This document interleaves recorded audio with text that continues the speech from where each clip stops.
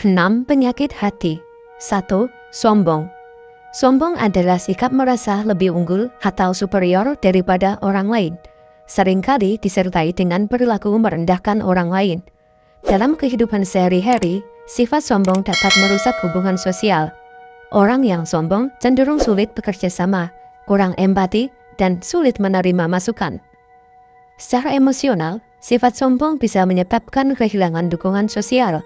Untuk membangun hubungan yang sehat, penting untuk mengatasi sifat sombong dengan mengembangkan sikap rendah hati, memahami nilai-nilai kerendahan hati, dan menghargai kontribusi orang lain dalam kehidupan kita. 2.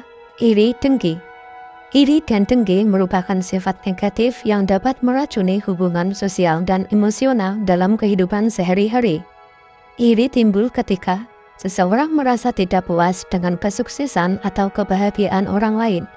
Sementara dengki muncul saat seseorang merasa cemburu dan menginginkan apa yang dimiliki orang lain. Sifat ini dapat mengakibatkan perasaan negatif seperti kecemburuan, kemarahan, dan ketidakpuasan diri sendiri.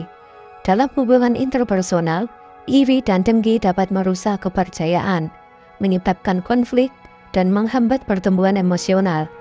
Oleh karena itu, penting untuk mengatasi sifat ini dengan meningkatkan rasa syukur, belajar menghargai orang lain, dan membangun rasa percaya diri untuk menciptakan hubungan yang sehat dan bahagia. 3. Ria atau pamer. Sifat pamer adalah perilaku menunjukkan prestasi, harta, atau keberhasilan diri dengan berlebihan, seringkali untuk mendapatkan perhatian atau pengakuan dari orang lain. Dalam kehidupan sehari-hari, sifat pamer dapat merusak hubungan sosial karena membuat orang di sekitarnya merasa tidak nyaman atau tidak dihargai. Orang yang sering memamerkan diri cenderung kehilangan kedekatan dengan orang lain dan memicu rasa iri di antara teman atau keluarga. Selain itu, sifat pamer juga menciptakan ketidakseimbangan dalam hubungan. Dengan satu pihak terus-menerus menonjolkan diri, sementara pihak lain merasa kurang dihargai. Untuk menjaga hubungan yang sehat, penting untuk menghindari perilaku pamer dan lebih mengutamakan rasa empati serta kerendahan hati. 4. Pemarah. Sifat pemarah adalah kecenderungan merespon dengan kemarahan yang berlebihan terhadap situasi atau orang lain. Dalam kehidupan sehari-hari, sifat ini dapat merusak hubungan dengan orang lain, menciptakan ketegangan di rumah, tempat kerja, atau lingkungan sosial. Orang yang pemarah cenderung sulit diatur, sulit diajak kerjasama, dan seringkali menimbulkan rasa takut pada orang di sekitarnya.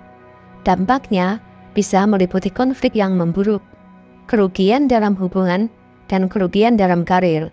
Selain itu, pemarah juga dapat merugikan kesehatan mental dan fisiknya sendiri. Penting untuk mengelola emosi, mencari bantuan jika diperlukan, dan mempraktikkan strategi pengelolaan stres agar dapat mengatasi sifat pemarah dan membangun hubungan yang lebih positif dengan orang lain. 5. Merasa soleh. Sifat merasa soleh adalah sikap merasa diri lebih suci, lebih soleh, atau lebih religius daripada orang lain. Dampaknya akan kesulitan membangun hubungan yang sehat dan menghambat pembelajaran melalui pengalaman orang lain.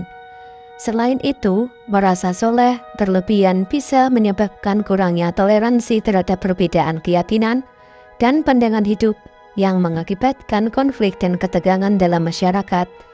Penting untuk menghargai dan menghormati keberagaman serta mempraktikkan kerendahan hati dalam berinteraksi dengan orang lain untuk membangun lingkungan sosial yang harmonis. 6. Ghibah atau bergunjing. Ghibah adalah perilaku berbicara buruk tentang orang lain tanpa kehadiran mereka, seringkali untuk mencari kepuasan atau menghibur diri sendiri. Dalam kehidupan sehari-hari, ghibah dapat meracuni hubungan sosial dan menciptakan ketidakpercayaan di antara teman, keluarga, atau kolega. Dampaknya meliputi rusaknya kepercayaan, pecahnya persahabatan, dan penciptaan lingkungan sosial yang beracun. Selain itu, ghibah juga mempengaruhi kesehatan mental dan emosional meningkatkan tingkat stres, dan menciptakan rasa bersalah pada pelaku ghibah. Sangat penting untuk menghindari ghibah dengan mempraktikkan empati, menghargai privasi orang lain, dan berfokus pada komunikasi yang positif serta konstruktif. Semoga kita senantiasa dilindungi oleh Allah Subhanahu wa Ta'ala dan terhindar dari berbagai macam penyakit hati tersebut. Wallahu a'lam bishawab.